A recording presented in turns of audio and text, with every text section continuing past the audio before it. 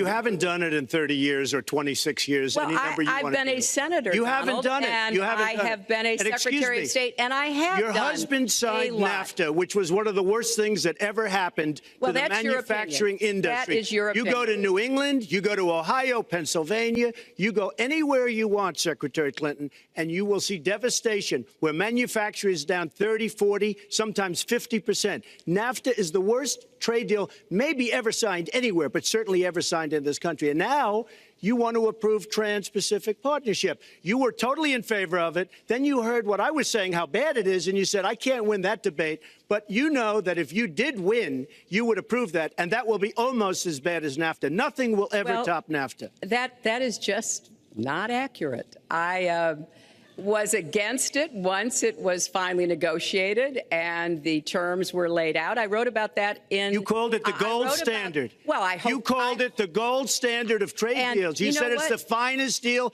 you've ever seen. No. And then you heard what I said about it, and all of a sudden you were against it. Well, Donald, I know you live in your own reality, but that is not the facts. The facts are, I did say I hoped it would be a good deal, but when it was negotiated, which I was not responsible for, I concluded it wasn't. I wrote about that. So is it President Obama's fault? Is it President Obama's fault? Even announced. Look, there Secretary, is it President Obama's fault? There are because he's pushing it. There are different views about what's good for our country, our economy, and our leadership in the world. And I think it's important to look at what we need to do to get the economy going again. That's why I said new jobs with rising incomes, investments, not in more tax cuts that would add $5 trillion to the debt. But you have no plan. Oh, I do. Secretary, in fact, you have no plan. A book about it. It's called Stronger Together. You can pick it up tomorrow. That's about all you folks, at the bookstore or at an airport near you. We're going to move to... but it's because I see this. We need to have strong growth, fair growth, sustained growth.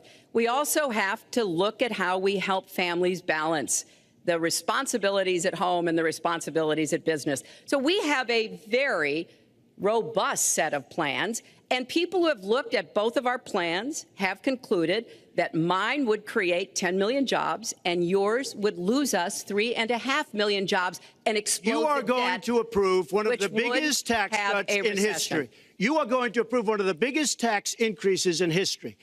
You are going to drive business out. Your regulations are a disaster, and you're going to increase regulations all over the place. And by the way, my tax cut is the biggest since Ronald Reagan. I'm very proud of it. It will create tremendous numbers of new jobs. But regulations, you are going to regulate these businesses out of existence. When I go around, Lester, I tell you this, I've been all over. And when I go around, despite the tax cut, the things that business and people like the most is the fact that I'm cutting regulation. You have regulations on top of regulations, and new companies cannot form, and old companies are going out of business, and you want to increase the regulations and make them even worse. I'm going to cut regulations, but I'm going to cut taxes big league, and you're going to raise taxes big league. End of story. Let me get you to pause right there, because we're going to move into the next segment. We're going to talk taxes. That can't be left to stand. Please, take 30 seconds. I kind of assumed that there would be a lot of these charges and claims.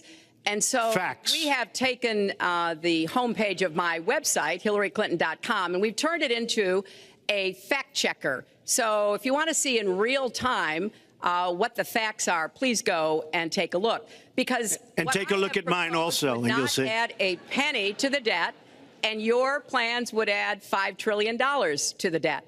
What I have proposed would cut regulations and streamline them for small businesses. What I have proposed would be paid for by raising taxes on the wealthy, because they have made all the gains in the economy. And I think it's time that the wealthy and corporations paid their fair share to support this country.